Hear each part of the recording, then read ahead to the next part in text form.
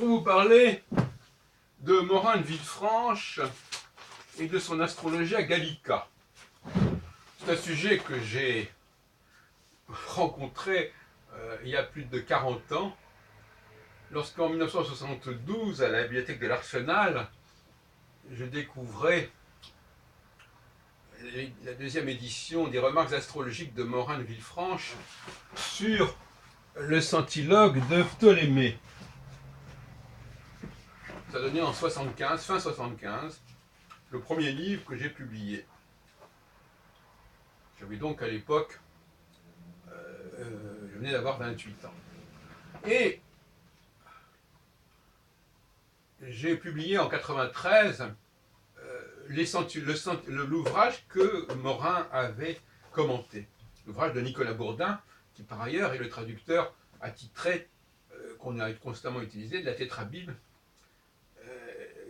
et traduction de 1640, qui a connu plusieurs éditions, y compris l'une préfacée par Elisabeth Tessier et l'autre par André Barbeau.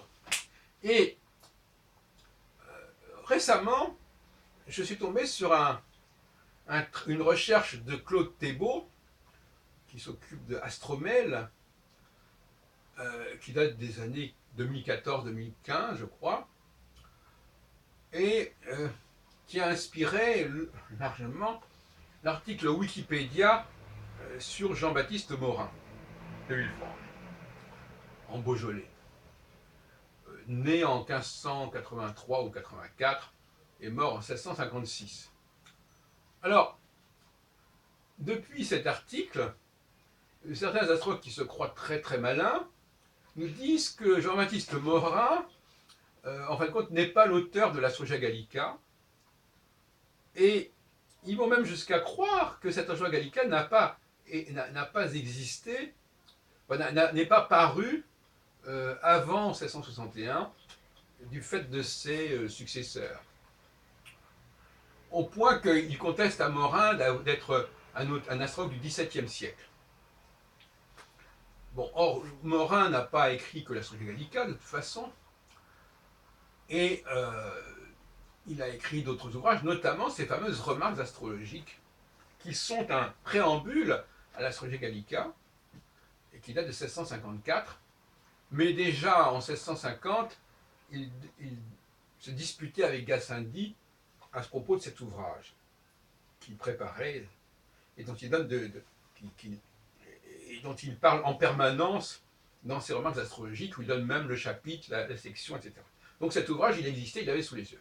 Maintenant, la question de savoir quand est-ce que c'est vraiment paru pour la première fois, il semblerait, j'en ai parlé dans un article auquel je vous renvoie, que vous trouverez sur Nofim, enfin, vous n'avez qu'à faire Google, Heilbronn, Jean-Baptiste Morin, et vous trouverez l'article.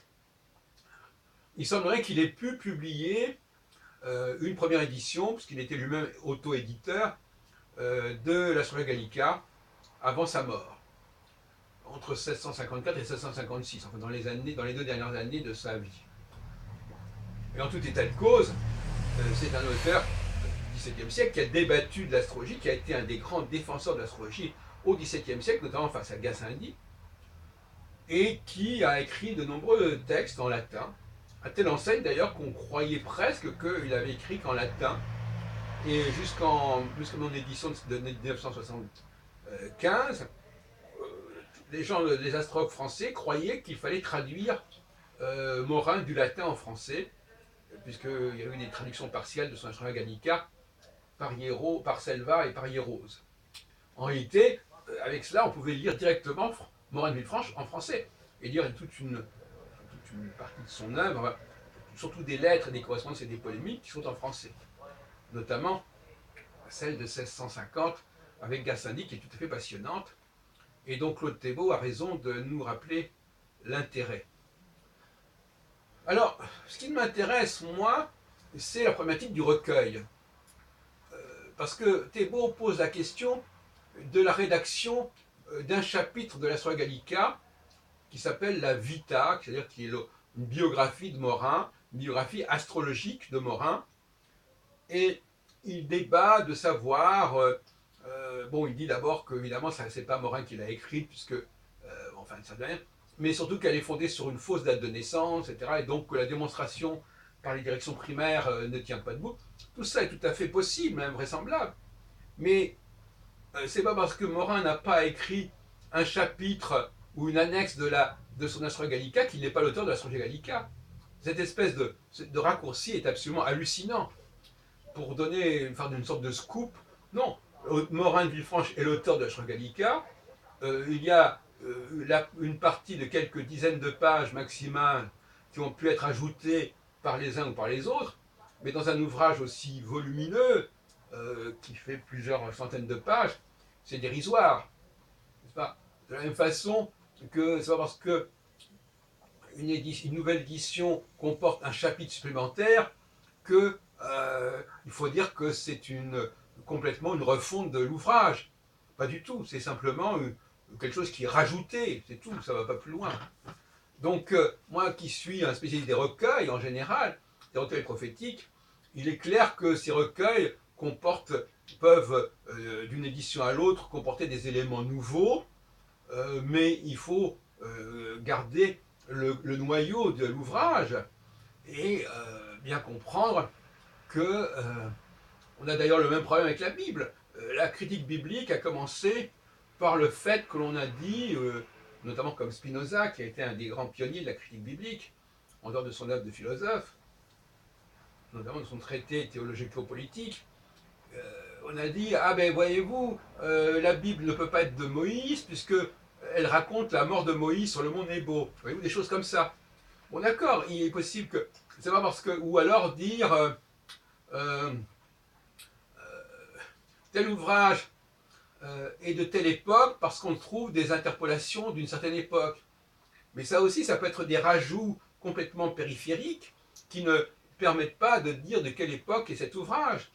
Les éléments qu'on peut rajouter comme ça, qu'on peut mettre en plus, ne changent pas l'ancienneté de l'ouvrage. Il ne faut pas confondre. Bon, il peut y avoir une édition avec une nouvelle préface, avec des nouveaux éléments, mais de là à dire que cet ouvrage appartient à l'époque où ces nouveaux éléments ont été ajoutés, c'est un abus qui est inacceptable au niveau de l'histoire des textes. Donc, il faut bien comprendre que Morin de Villefranche est bien l'auteur de l'Astra Gallica. Cette Astra Gallica, on n'en connaît que la deuxième édition parue 5 ans après sa mort en 1661 à La Haye. Bon, très bien. Il est possible que Noyer, le secrétaire de la princesse qui a publié, qui a été la productrice, la commanditaire de cet ouvrage, ait apporté quelques éléments en préface, en avant-propos ou dans la biographie, mais on pourrait facilement montrer que tout le plan de l'Astra Gallica est complètement déjà connu dès le début des années 1750. Il est même possible d'ailleurs que Gassendi ait pris connaissance d'un manuscrit. Ça m'intéresse beaucoup la circulation des manuscrits à l'époque. Ça se faisait beaucoup. J'ai fait d'ailleurs une étude là-dessus. Moi-même d'ailleurs, mes travaux ont parfois été d'abord diffusés à des personnes en particulier avant leur publication ou avant leur soutenance, avec les problèmes que ça peut d'ailleurs poser, excusez-moi, d'indiscrétion et de défloration. Mais enfin, je veux dire par là que la circulation manuscrite est totalement concevable. Aujourd'hui, on dit, ah oui, mais c'était pas édité, c'était pas imprimé. C'était peut-être pas imprimé, mais le manuscrit n'a pas disparu avec l'invention de l'imprimerie. Il ne faut pas être idiot. Le manuscrit a continué à avoir un statut bien après. Hein, et voilà, il n'y avait pas de tapuscrit, les gens n'avaient pas de machine à écrire, mais on pouvait tout simplement lire des copies. J'ai montré par exemple que pour l'éclipse de 1654, il y avait des ouvrages qui n'étaient connus qu'en manuscrit et qu'il ne fallait pas aller chercher forcément dans la liste des imprimés. Donc il est probable que Gassendi, dès 1649, dès 1650, ait pris connaissance d'un manuscrit, soit que Morin lui a envoyé directement, soit qu'il en ait eu connaissance par un intermédiaire, par un biais, Et l'ouvrage existait déjà en tant que tel. C'est pas parce qu'un ouvrage n'est pas imprimé qu'il n'existe pas. Donc l'Astra Gallica existait déjà, elle a continué à exister en 1654 et 1657 par le biais de ces romans astrologiques qui ont été réédités après sa mort. Et puis elle a finalement été probablement, elle a connu une première impression, peut-être pas complète, je n'en sais rien, et puis l'impression que nous connaissons de 1761. N'est-ce pas? Il n'y a pas de. On ne va pas jouer sur les mots en disant l'Astra Gallica n'a pas existé avant, elle est l'œuvre des successeurs ou un truc comme ça, d'autres conneries de ce genre qu'on peut lire encore actuellement. L'autre jour, il y avait une dame, une astrologue, qui me disait carrément que Maureen Villefranche appartenait au XVIe siècle. Elle avait lu distraitement, un peu n'importe comment, un article de Wikipédia, et elle en était arrivée à cette conclusion. Voilà, voilà où on en est. Donc effectivement, n'oublions pas le rôle du manuscrit dans l'histoire des publications. Et c'est évidemment délicat parce que on aime bien avoir le confort de dire voilà, c'est paru chez tel éditeur ou c'est imprimé, on l'a gardé. Mais il y a une préhistoire de l'imprimé.